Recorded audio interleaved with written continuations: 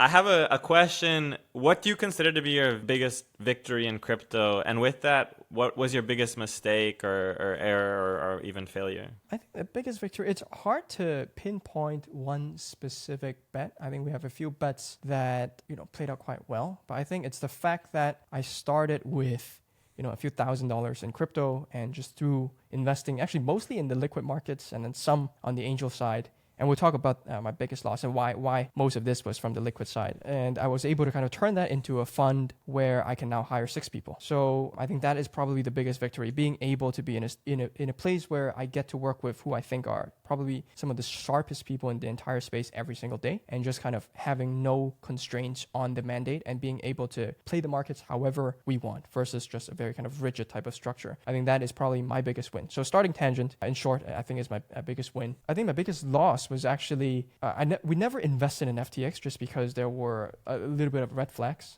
back when I was a Spartan, but I did actually cash out all of my equity at Spartan when I was leaving and left it on FTX. So that money was supposed to go into Tangent as part of the kind of seed capital as well. But that's why subsequently most of the capital actually came from my own kind of personal investing and liquid markets, because all of that was lost in FTX. So I think that the big lessons for me there is kind of constantly do the positive EV thing. Because when I was seeing the headlines about FTX potentially becoming insolvent, there's really no downside to pulling your capital because, if they don't go down, you just put your capital back on. But I was just in such a disbelief that I thought there's no way they're going to go down. I still ended up pulling quite a bit of capital, which, went on to kind of seed Tangent. But then the chunk that was the equity that I sold for Spartan, I just left on there and I wasn't able to pull it out in time. So maybe I'll get it back, but I think it was a good, expensive lesson. So never again. Emotionally, what was that like for you? I know I'm curious. I think people are hesitant to talk about kind of big losses. Obviously, you're somewhat open to it. Was that a hard time, or did you kind of just say, back to the process, positive EV thing, get to the grind, let's lock in?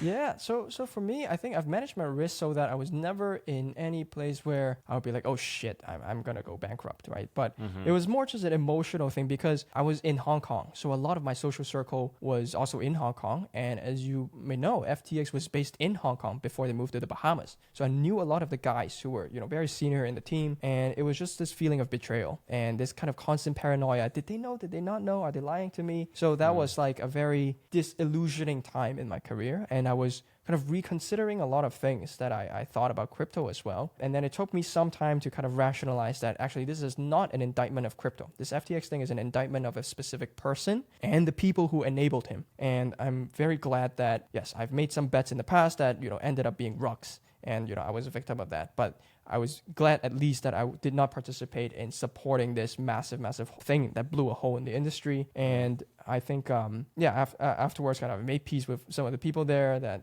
turns out they're victims as well. But I was very more angry than kind of sad with the whole thing. And that kind of motivated me to provide some sort of coverage on Twitter as well. Because I think the most tilting thing at that time was seeing mainstream media cover this event.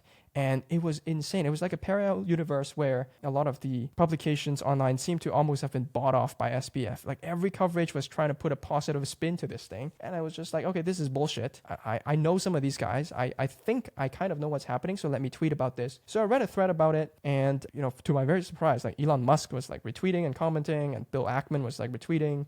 So that managed to catch a lot of attention. So that was my little kind of moment of vindication where I felt like, okay, at least my voice is heard. And I'm able to share the part of the story that I think is true. So right now, obviously, there's a lot more proper investigation by like professional investigative journalists and a lot more books about the whole event. But at that time, I think that was kind of a moment for me where I felt like, as someone with some sort of, minuscule following in the space, I felt like I had a responsibility to at least talk about what I think is happening versus what the kind of spiel they're trying to paint is. Interesting. Did that affect kind of your network in the space? Do you kind of have now negative signal around people who might have been associated with stuff that you don't want to associate yourself with? Yeah, for sure. I think I keep a list of people that I think are high integrity actors. And if you find the overlap between high integrity and high competence, then you really want to help these people because they're going to do great things. And I also have a separate list of just like low integrity people and people who are just, you shouldn't waste your breath on. So that list grows every day.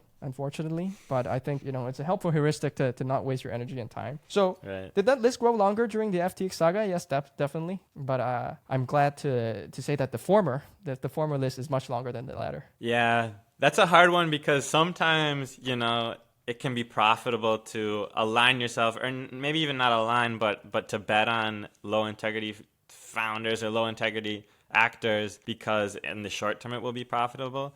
But lately, personally, I've come around to the fact that it's like, not only should I be doing this to make money, but I should also be, if I'm gonna last in this space, this chaotic space that it feels like I age 1 year every week, I need to also be in an ethical mindset and a place that I can continue to work from and to say I'm happy with what I'm doing in this space. I don't feel like I'm investing in like a ticker that sucks my soul, right? And I don't know. I just think that's an important mindset shift, and ultimately, I think it ends up being profitable in a lot of cases. Yeah, I think it's a long-term plus EV strategy as well, right? Because yes, you might make a few $100,000 from some sort of scam thing, but you hurt your brand. So that's the reason why a lot of the kind of tier 2, 3 funds, they get very shit deal flow, and they just keep getting shit deal flow because they're associated with that. So I don't ever want to be that. And I'm not saying that nothing I invest in has been a scam, right? So obviously there's been some lapses in DD, especially when you're investing a lot of capital where some things turn out to be,